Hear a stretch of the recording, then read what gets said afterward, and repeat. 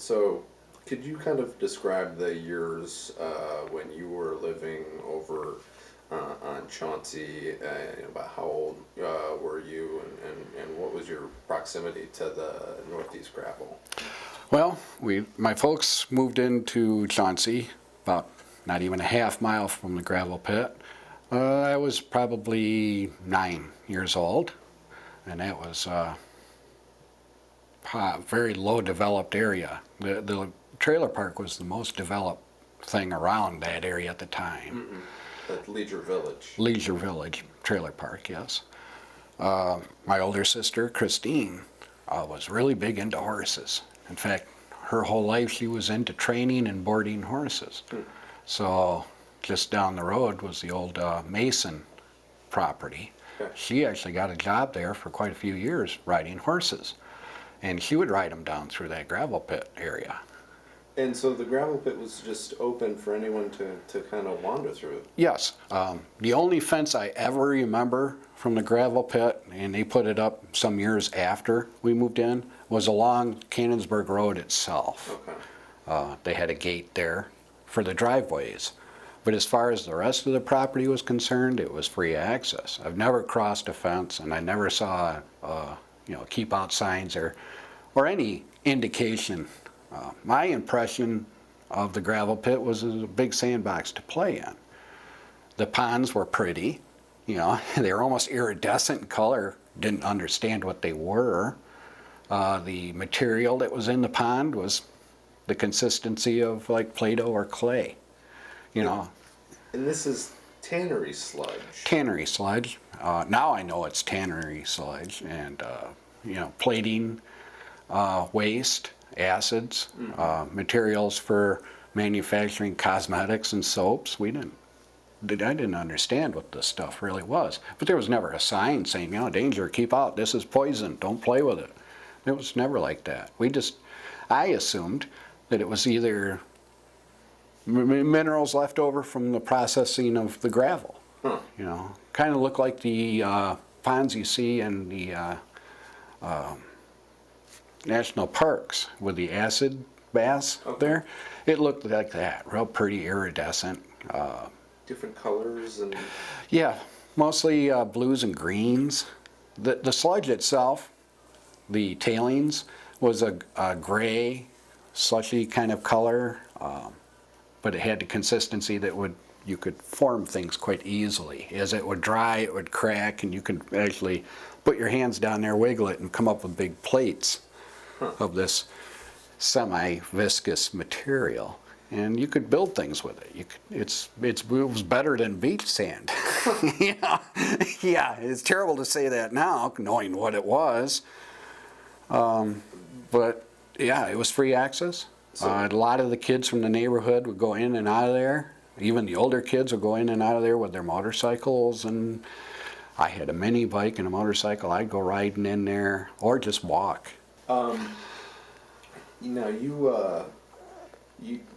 mentioned it had the sort of the consistency of modeling compound or Play-Doh, and there was numerous kids in the neighborhood that found this to be kind of a fun spot to go goof around and have fun. You had snowball fights or kind of like sludge ball fights. Yeah, of course. The sibling rivalry we'd have. My sister would be riding her horses through there. From time to time, she'd have me ride a horse or a small pony. And of course, being a boy, want to pick on the sister, she'd pick on me. I'd make a nice ball of that and throw it at her. Yeah, I'm not too pleased with the thought of that today, considering what it was and considering how she passed. When did you get any kind of indication that this period of your childhood was a period where you were being exposed to toxic waste? My first indication that the gravel pit was something other than what I thought it was when Varnum held their meeting in Belmont. My wife talked me into going there because we used to live in Belmont. as they were describing the settling ponds, the trenches, the materials. On House Street. On House Street. I was kind of in a daze after that. It was probably a day or two later that I started realizing that, wait a minute, I know this stuff. I've had contact with it, and it wasn't at House Street. This process for me of becoming aware of how involved I was with this material was one of many weeks. After getting on the internet, I'm not very computer savvy, so this actually compelled me to get into Facebook more and start discovering groups like, Take Action. For the Plainfield area, as more information was becoming available, I started putting out feelers. Does anybody remember the gravel pit? And surprisingly, several people responded back. I remember and going in there. I had no idea that it was ever a dump. I'm sure my folks never had an idea, or they would never have allowed me to go there. Mm-hmm. And my parents were very conscientious, but they weren't people that you wanted to disobey either. Sure. So they had no idea. The neighborhood, I'm sure, had no idea, because it was just generally accepted that this is kind of a place you want. Guys would go down there with their sons and target practice. And made a good shooting range down there. And there was never anybody at, no signage, nobody from the gravel company itself, nobody seeming with any kind of authority that said, this is hazardous material in here, you should be careful. Actually, I do remember contact with the police department maybe once or twice. They came to the house and were questioning my parents through, has your kid been down there? Oh yeah, he goes down there and play. It related to damage to equipment. Somebody down there vandalized some equipment or were doing something. They never said, hey, you can't trespass there. I don't ever recall. I do recall I never got in trouble because it wasn't me. But I do remember law enforcement being involved for other matters. And even they never said, hey, you shouldn't be in there. This is a bad area. Did the waste areas, did they smell? Oh, sure. It depended on, what was going on. If it's a nice hot summer day, yeah, they would smell. Some of them would kind of smell kind of a sweet, tangy smell to them. These would be probably the ponds for the plating. You're smelling the acids. Some of the acids would smell kind of sweet, tangy, a little bitter sometimes. As far as the sludge itself, once it settled out, it really didn't have the pungent, decaying odor. I don't really recall exactly, but it wasn't repulsive. Huh. And, was it it was just pretty much open, right? You would walk through kind of past the piles of gravel and back into this area where it was big, wide open pits of it. Sure. Sounds like. Yeah, big ponds. Huh. I would say, now knowing some of the layout of the gravel pit just now, I can remember going back towards the north end of the gravel pit, well away from Canonsburg Road, and it was a huge pond there. So, it wasn't delineated or, there was no actual physical barrier between you and this pond. There wasn't a crossing point. It was just part of the gravel pit. You really didn't realize you went from a dump area to a gravel processing area at all. And the layout of the gravel pit is considerably different today than it was then. Those ponds that are there now weren't there when I was a kid. There might be some low areas that were wet or muddy, but other than that, it was a dry area until they hit the water tables. I do remember sitting and watching from time to time them digging, and they had dragline cranes. They got really good at throwing that bucket out there to the middle of the pond, and they done real the entire reel of cable that was in the machine going to the bottom and dredging out the gravel. They went deep. They went very deep. Any protective barrier that was between the sludge and many layers of water table, they went through it. They went through it all. It was a direct line to all the water tables down there, not just the top surface table. They went down through all of them. Huh. The same at Versluis. Spent many hours sitting down there at Mr. Berger with my sister and the gang we kind of hanged with, having coffee, watching them dig that Versluis pond or lake, whatever, out. So I don't know how much cable those machines hold, but they would go all the way, digging out gravel, and they didn't stop until they got it all. Now you have you said you lived on House Street, right? So you have been. Well, I lived on Pondview. Oh, okay. All right. I'm sorry, but you live near House Street. How Yes. far away from? About 1.5 miles, Okay. according to the records.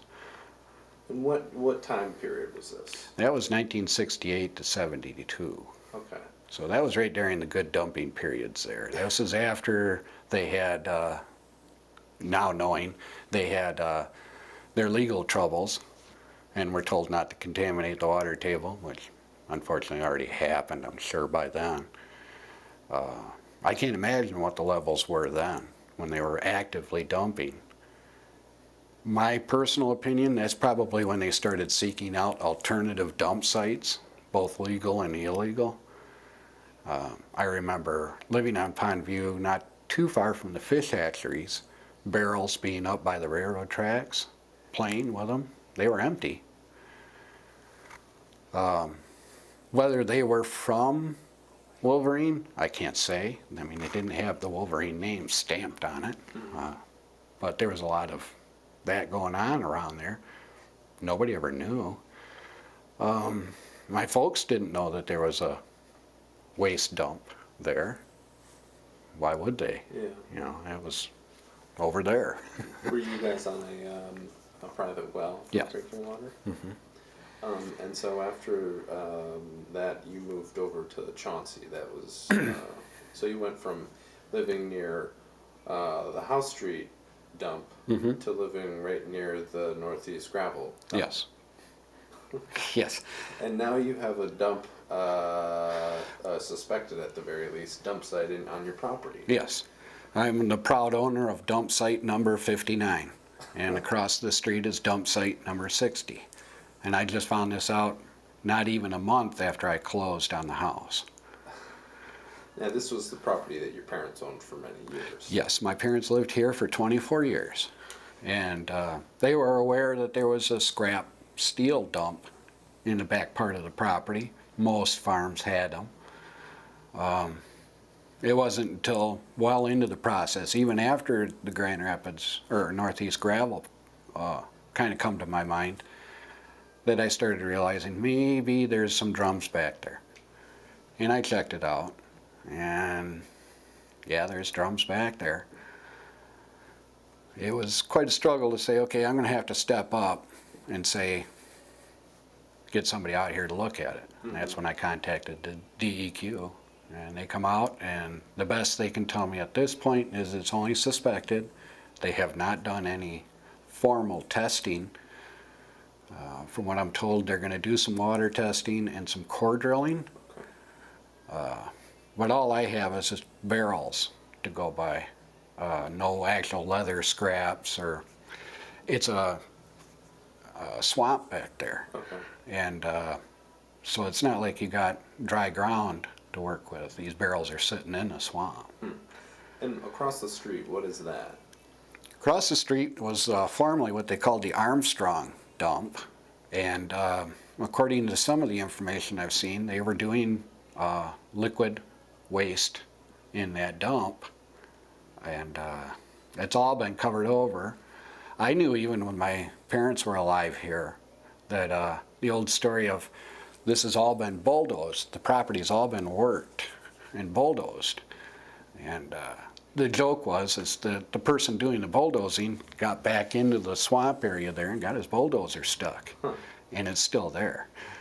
So there's actually physical proof that there was bulldozing going on, because the bulldozer's still there. They stripped it down and tried to strip it off as much weight to get it out of there. They never could.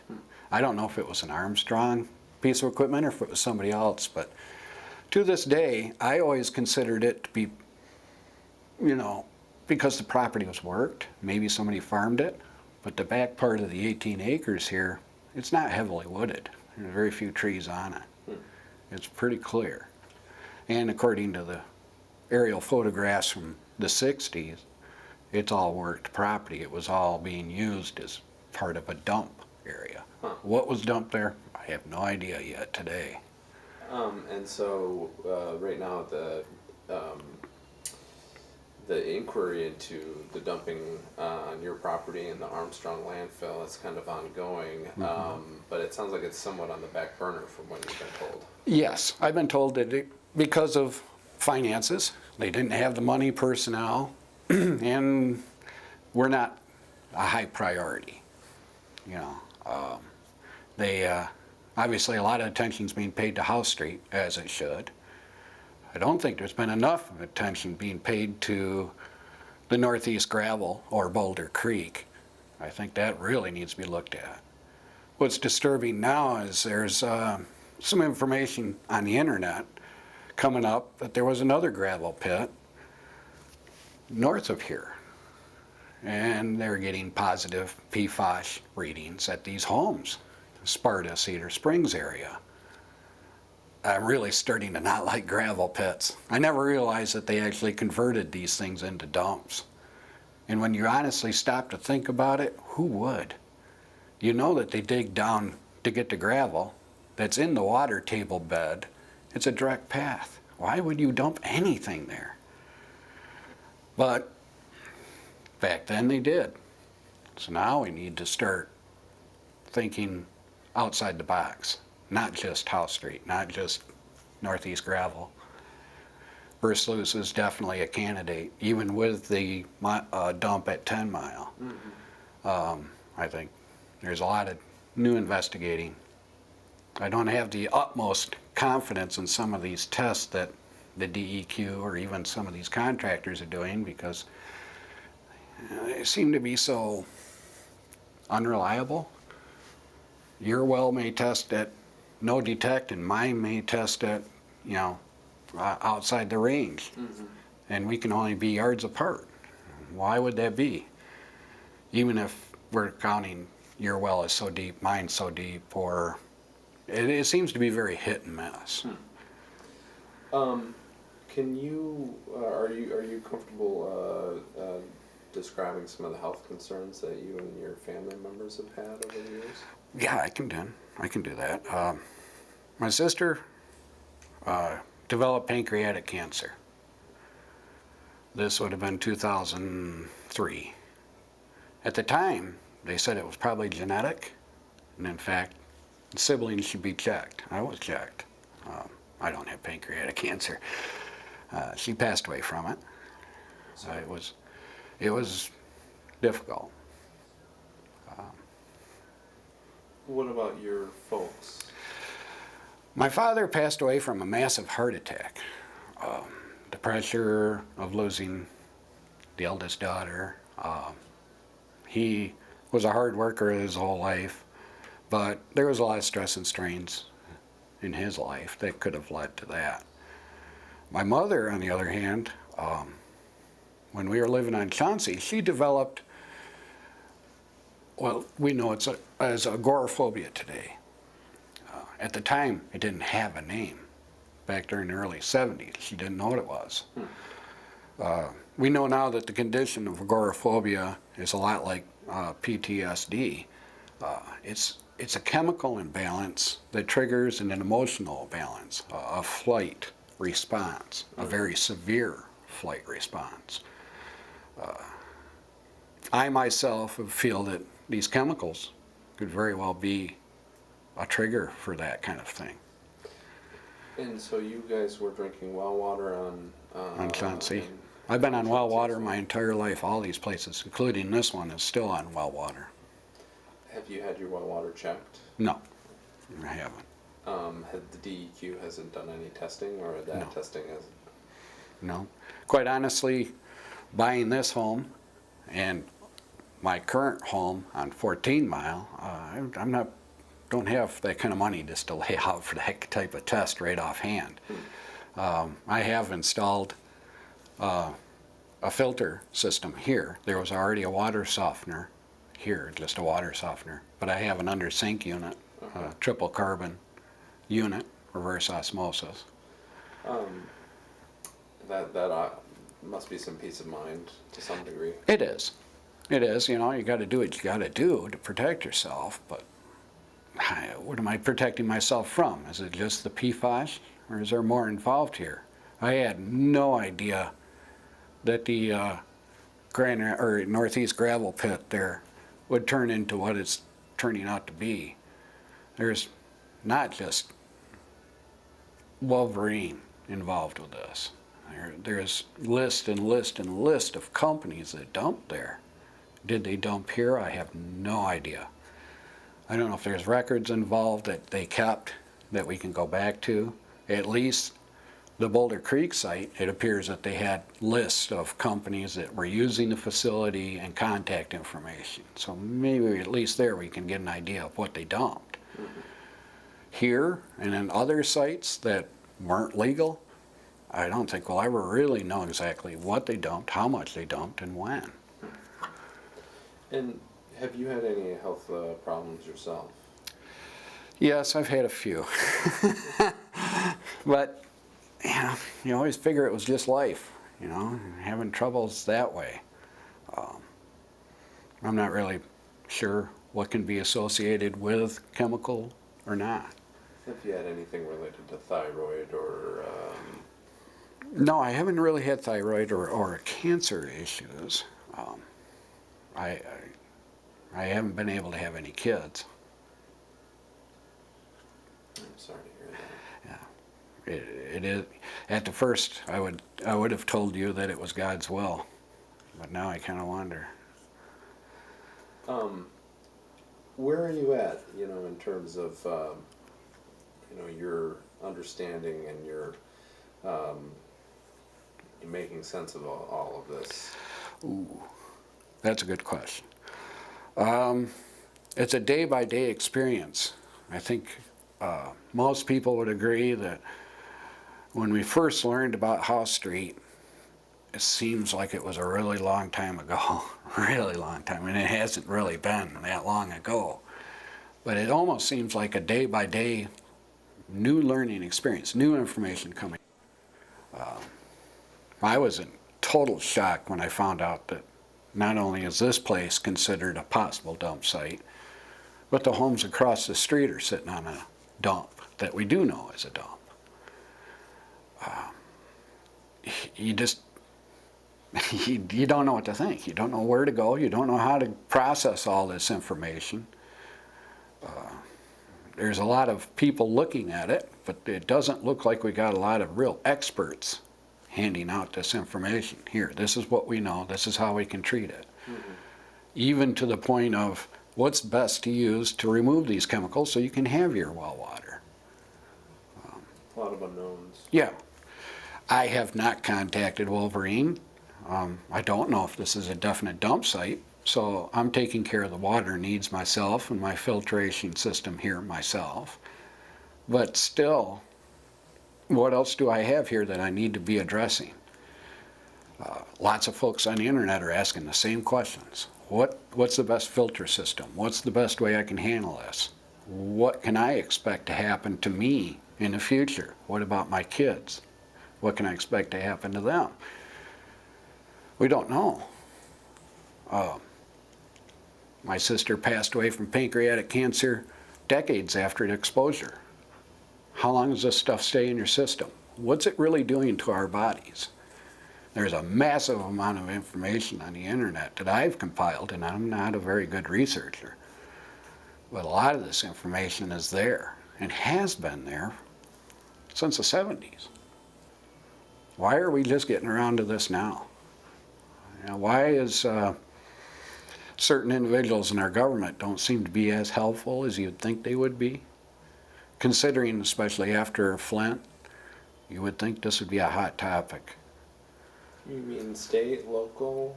All the way across the board. You would think at this point that with certain allegations coming out, that the Attorney General would be down here going, where's all this paperwork? Who's responsible? Who's accountable? Mm-hmm. You would think that, especially me working nights, I haven't had the opportunity to go to some of these board meetings, but I've watched videos of them. And Plainfield Township and other townships. Plainfield Township especially seems to be, I don't know, in shock or denial, but some of those individuals, their names reoccur over and over again in the paperwork, or we're aware, but they don't seem to be willing to step up and address it. I'm not entirely up on the political scene, half as much as I would like to be up on what happened and what can we do to fix it. Mm-hmm. I understand there's some recall efforts. That's probably needed, I don't know. What needs to be done is we need to get all hands on board with the EPA, DEQ. People like myself, this is not the most comfortable experience for me. I'm not a very upfront person. I like to be in the background, but I feel that at this time, people do need to step up. They do need to recount their stories. Companies like Amway, I think truly and honestly could help us if they would step up and become part of the solution. I understand there's legal ramifications for stepping up and saying, yes, I did this, or my company is responsible for this. But ultimately, it's all going to come out. We can fight this out in court for many, many years, but the information is going to come out. People like me are going to talk. I am now. Mm-hmm. And there will be others. I wasn't the only one. Unfortunately, so a lot of those people that I'm aware of have passed. For everyone that passed, those are stories that we'll never get to hear. We're finding out now how devastating the actions of those in the past and what we're paying for now. Can we fix it? I don't know. Can we do something about it? I hope so. I would hope if we had the resources and the support, we could fix this.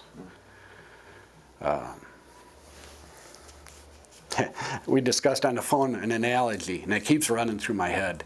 In the future, the kids are going to be asking us, why did you continue to drive a gas-powered car when you knew it was polluting your own planet? Well, no good answer to that one, is there? Mm-hmm. But given our society and the way we live today, it's acceptable to do that. It's the only option we have. Is that really what was going on back then? I don't believe these are evil empire companies that were out to kill and poison us. Maybe they took a lot of shortcuts to save money. Some of these people, I feel that Amway might be one of them, thought they were doing the right thing. Mm-hmm. You know, they didn't dump it out in their back 40. They decided to have it hauled to what they thought was an appropriate site. How it was handled and what was handled, now we know wasn't a good thing. It doesn't release them from accountability. And I feel that that might be part of the reason why they're holding back. I'm pleased that Wolverine has stepped up and trying to help, but I don't think they're as forthcoming as they could be with this information. Mm-hmm. I'm not sure about the other companies. Most of those that use that old gravel pit are no longer in existence or have been bought out and moved on and changed over the years. Yeah, the liability has, becomes a difficult thing to figure out. Yeah, but we still need to fix the problem. Regardless of who's going to pay for it in the end, we still have to fix it. We can't afford to sit like Love Canal and wait and see who's going to fix it. People paid with their lives, and they paid with their hard-earned money and their way of life. We're just finding out now how much this is costing us, or how much it had cost us. And will. And will. Maybe for decades it may. But we have to understand that we're in Michigan. We hold a huge, vast amount of the fresh water supply in the world. And if we're going to pollute it, it's a sad thing for everybody.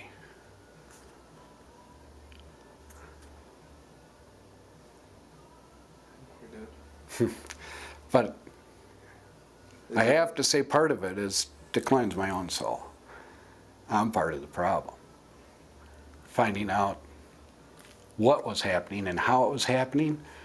I worked at Amway for 7 years in their maintenance department. I cleaned their dust collectors, washed untold thousands of gallons of chemicals down the drain. Now, this is part of my job, and felt at the time that this is the appropriate, and this is the way it works. This is okay. I understand that Amway's on the Grand Rapids water treatment system. Now you have to stop and ask yourself, all those chemicals that I pumped down the wash, did the Grand Rapids wastewater treatment system remove all those chemicals? I've been doing this my whole life, maintenance. You stop and think about it, there was no way they could remove all the dioxin, all the other chemicals that are associated with what I washed down the drain. So. And so that effluent goes to the Grand River and then Lake Michigan. Yeah. I'm part of the problem. It's a tough thing to struggle with. Yeah. Yes, it is. Why are you speaking up? Because you have to. If you don't speak up, we'll live just like I did as a kid, as my parents did when I was a kid. It's fine, everything's good, we're doing okay, there's no danger here. Back when I was a kid, it was quite all right for us kids to go outside and play and disappear all day long and come home at night. Can you say the same about your kids today? It's a different world. Sadly, in some respects, it's a different world that's got to change. In order to change, people need to stand up. I don't have the answers. I'm hoping to find them. And I want to be part of the solution. I don't want to be part of the problem anymore. I didn't even know I was part of the problem. I'm hoping that my story will help other people stop and think what they're doing, what's happening around them. We do stuff today that tomorrow will not be acceptable or appropriate. DDT was a great chemical in its day until we found out what it did to our environment. We stopped using it. The environment's recovering. Let's do the same here. Thank you, Mike.